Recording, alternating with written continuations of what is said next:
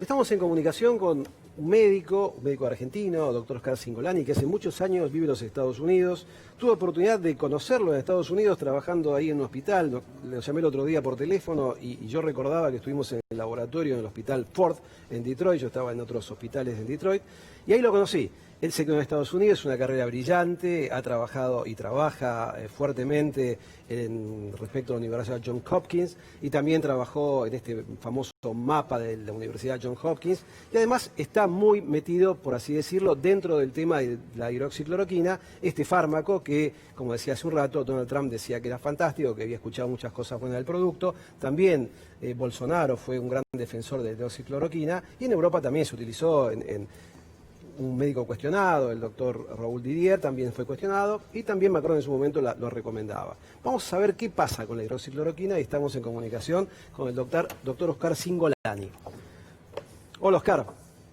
¿Qué tal, Guillermo? Tanto tiempo, ¿cómo estás? Muy bien, la verdad que un placer encontrarte después de tantos años que no hablábamos y no nos veíamos. 20 años, sí, del año 2002. Año 2002, llegamos cuando se cayeron las torres y vos te quedaste y yo me volví. El coronavirus lo junta, cuando a todos nos separa. Tengo mucha memoria y te recuerdo ahí trabajando, haciendo investigación cardiológica en ese momento a través de un amigo conocido nuestro, el doctor Fernando Cecín, que nos presentó. Bueno, contanos un poquito, ¿qué estás haciendo allí en Nueva York, en Johns Hopkins? Estoy en Baltimore, en Johns Hopkins, que está en Baltimore. Tenemos comunicación con Nueva York porque el Mount Sinai está usando el mismo protocolo que usamos nosotros de plasma.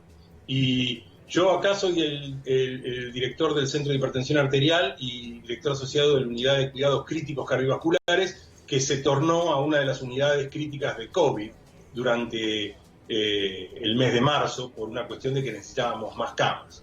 Y estoy involucrado en un grupo de 12 personas, 13 personas de distintas áreas en las cuales desde un comienzo empezamos a ver cómo se comportaba el virus y cuáles son los medicamentos que por ahí nosotros queríamos tratar y cuáles eran los que no valía la pena dar o no valía la pena ni siquiera investigar.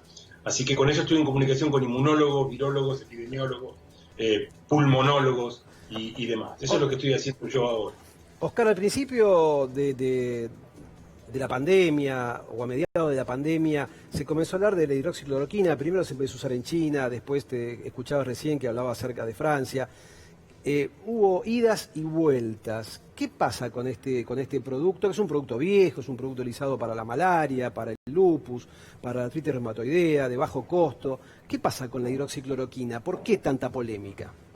Tal cual lo que decís vos. Lo de la hidroxicloroquina es una droga que tiene distintas funciones. Y la hidroxicloroquina como posible terapéutica en enfermedades virales no es algo nuevo.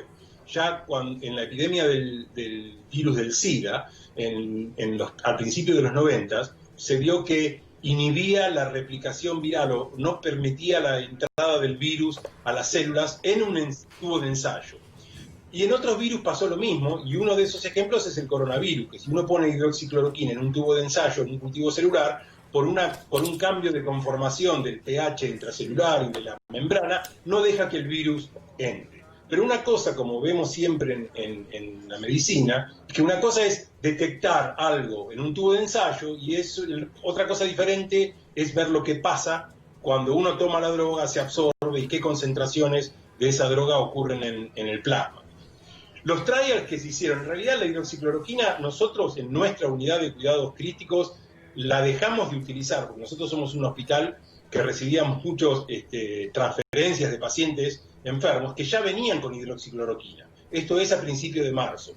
Y nosotros la dejamos de usar porque nosotros veíamos que esos pacientes que inclusive la recibían precozmente, no veíamos ningún cambio. Es más, veíamos que pasaban a terapia intensiva, requerían respiración mecánica y muchos de ellos fallecían. Entonces dijimos, bueno, vamos a esperar a que salga algún resultado positivo. El 20 de marzo salió este trial que vos recién estabas comentando de Francia, con muy pocos pacientes, muy desprolijo, por así decirlo, porque el grupo control, no el grupo que recibió hidroxicloroquina, sino el grupo control, era de otro hospital, se perdieron pacientes en seguimiento. Ese trial, si no hubiese sido en el contexto de una droga en el cual había mucha prensa en ese momento, no hubiese sido publicado tal vez. Ese trial, y con buen motivo, ¿no es cierto? La gente quería una esperanza de una droga accesible y barata, pero ese trial en realidad gatilló a que mucha gente, inclusive muchos presidentes de gobiernos, recomendaran el uso masivo de esa droga. Para ir rápidamente, a partir de ese trial, que fue el trial que se publicó en Lancet por el doctor Didier Raoult, hubo un montón de trials retrospectivos, algunos prospectivos, no bien diseñados, pero ninguno de ellos mostró evidencia. El mejor trial, el mejor ensayo clínico que se hizo hasta ahora es el Recovery Trial, que es un estudio en el Sistema Nacional de Salud en Inglaterra, en el cual el brazo de hidroxicloroquina, es un estudio bien hecho, randomizado, prospectivo, hace 2 días se suspendió porque después de enrolar 1.500 pacientes vio que no había ningún resultado y una tendencia a ver mortalidad. Con lo cual, de nuevo, quiero ser muy cauto. No he leído el trial porque los resultados no están todavía publicados. Y últimamente hemos visto que hay que leer bien la letra fina, la letra chica, por así decirlo, de los trials, de los ensayos, porque mucho no se sabe. Pero lo cierto es que no hay ningún trial, y llama la atención que después de 5 o 6 meses de estar conviviendo con este virus, no haya ningún ensayo clínico que haya mostrado eficiencia en la hidroxicloroquina. Oscar, así que nosotros por ahora no la recomendamos. Oscar, y te pregunto, ¿por qué 3 investigadores van marcha atrás con esto y vuelven a poner la hidroxicloroquina como parte de este ensayo clínico? ¿Por qué? Bueno, lo que ocurrió algo muy desprolijo, y esto es el problema de cuando uno coloca la vanidad dentro de la ciencia. Hubo muchos trials apresurados, hubo un trial de un grupo muy respetado de Harvard, que se unió con una compañía que decía manejar datos de muchos hospitales y muchos países, e hicieron un trial retrospectivo de 90.000 pacientes. Y mostraron que en realidad había un aumento en la mortalidad y que la droga no servía para nada. Eso ocurrió hace ya unos días. En base a eso, los organismos internacionales, la OMS, decidió cancelar los trials de hidroxicloroquina, porque en vista a ese retrospectivo muy grande, no era en realidad peor el remedio que la enfermedad, por así decirlo, y decidieron de que no se justificaba seguir dándolos. Ahora, ¿qué pasa? Aparentemente esa compañía, al momento de pedirle los datos, no los quiso dar, y ahora se está cuestionando de que esa compañía realmente haya visto los datos. Con lo cual sería un error grotesco y un crimen, por así decirlo, muy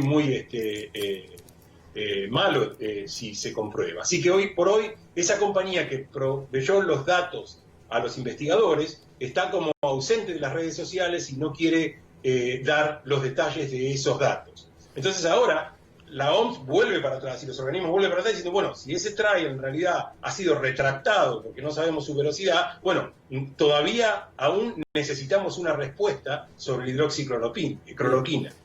Oscar, una de las líneas de estudio tenía que ver con hidroxicloroquina más un antibiótico que tengo aquí en la mano, que es la acitromicina. ¿Esto empeoró la situación? La hidroxicloroquina con acitromicina es una combinación más peligrosa que la hidroxicloroquina de por sí, porque la combinación de ambos fármacos bloquean ciertos canales del corazón y pueden producir arritmias fatales. Con lo cual, tampoco hay prueba de que la combinación de los dos sirva. Lo que pasa es que tenemos que entender que no podemos dar vuelta a la ciencia, de probar de que no sirve para no tomarlo. Tenemos que probar que algo sirva para tomarlo. Nosotros hemos visto muchísimos efectos adversos en nuestra población de pacientes críticos con la combinación de ambos medicamentos. Y para adelantarme a la pregunta de que muchos pacientes con artritis reumatoidea y lupus la consumen sin ningún efecto adverso, es otro tipo de población. Los pacientes que se internan con COVID en las unidades de terapias críticas, muchos tienen afecciones cardíacas, miocarditis, más de un cuarto de la población tiene alguna afección cardíaca, y esos pacientes tienen más propensidad a desarrollar efectos adversos por la hidroxicloroquina, ¿no? Doctor Agustín Arribas, lo saluda. Por mi parte, hacerle una última pregunta que tiene que ver con una conclusión final y un dato que no quiero dejar pasar, y es que dentro de este estudio de Lancet se mencionaban algunos estudios también relacionados con MERS y con SARS. Esos estudios se pueden tomar como válidos, no son aplicables al COVID específicamente, fue un error haberlos mezclado. Y finalmente, bueno, ¿cuál es su veredicto en este momento? Decir, bueno, no lo utilicemos más o démosle un poquito más de estudio. El SARS y el MERS son variedades de coronavirus que son parecidos al coronavirus y por eso el receptor es similar, pero no es el mismo virus. Y por otro lado, el coronavirus infecta muy precozmente en la enfermedad, a diferencia del SARS, con lo cual el timing de dar la medicación es distinto. Yo creo que no es comparable extrapolar resultados, no necesariamente extrapolar resultados desde del SARS y el MERS al coronavirus. Hay que esperar los resultados con este virus, hay que esperar la publicación de un ensayo clínico randomizado en el mismo hospital con un grupo control y ver cuáles son los resultados. Yo por eso, y basado simplemente en la ciencia, no lo recomiendo, porque nosotros, siguiendo la conducta que hacemos nosotros, no lo recomiendo hasta que haya alguna evidencia que lo justifique, ¿no? Me resulta muy raro que a esta altura no haya ningún ensayo, pese a que no haya sido que haya demostrado realmente un cambio terrible en la enfermedad. Sobre todo sabiendo que en otras virosis tampoco ha sido efectivo. Bien. Espero equivocarme, ¿no? Porque siempre uno tiene la esperanza de que funcione. Claro. Oscar, te agradecemos muchísimo aquí desde Doctor C. Muy amable, sé que hoy es domingo y es tu día de descanso, pero agradecemos muchísimo este tiempo que nos dedicaste. Muy amable, ¿eh?